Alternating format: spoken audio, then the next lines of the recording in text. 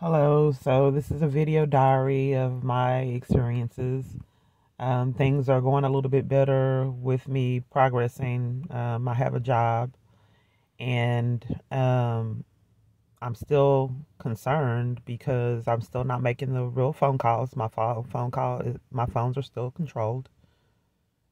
I'm still not getting any justice for someone putting cameras in the house, way in Itasca, the multiple false arrests, the cover up, the denied services everywhere I go, no justice, no protection orders, no the corruption with the courts where I can't see my daughter. I'm on supervised visitation.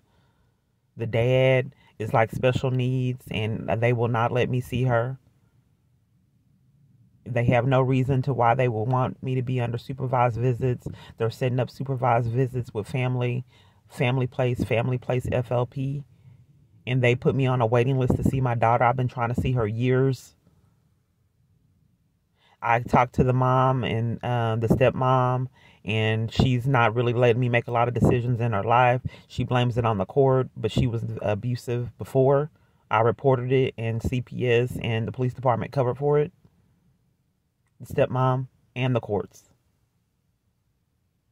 So I'm not able to have access to my child that I love and miss dearly. She misses me, and we're not able to see each other out of the corruption because he knows I love my kids. So he took them.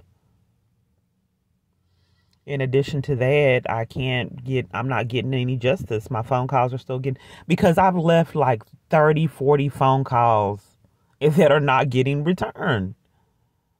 I mean, I could leave all these messages and tried to advocate for myself. I left out my address with all these civil rights activists, attorneys, and I have not got one piece of mail.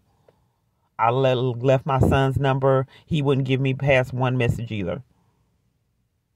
And they keep starting arguments when I talk about the false arrests and the corruption. They don't want to discuss it. So they're not support systems. But this is how my life is, no justice. And my caseworker, Janissa, knows about the corruption. If they're claiming that I'm mentally ill to the degree, which, I'm getting any help that I can get because I was forced to live in a tent because I kept getting denied services everywhere I went. I could not get off the streets. I went to the police department. I went to all these different groups and organizations, and they kept saying that they were full. I could not get off the streets, and it was getting cold, and I didn't want to live my winter in a tent. That's when, the truth of the matter is, that's when I started saying I was going suicidal, hoping that would be I would get off the streets then.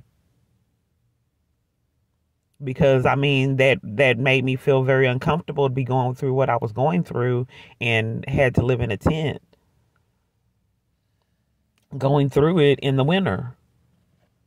So I was hoping that I can go to a hospital or something to get off the streets, finally get off the streets, because I could not. Everything I tried to do, someone was intervening in me getting off the streets and getting help. So did I ever really want to die? No, I never wanted to die. I just wanted the abuse to end. And I didn't see any other way for it to end because I had exhausted every possible thing that I could do. And I wasn't getting any results. I went to the police. I went to the FBI. I went to all these other organizations that were not assisting me. I went to victims advocates. And they weren't helping me either. I tried to do a protection order. They made me leave pushing and shoving. Even down to trying to report my problem with Attorney General and the missing child support payments. I still could not report that. I still can't report the missing food stamps. And now they've changed it to they took it back. Because it shows that I'm being railroaded.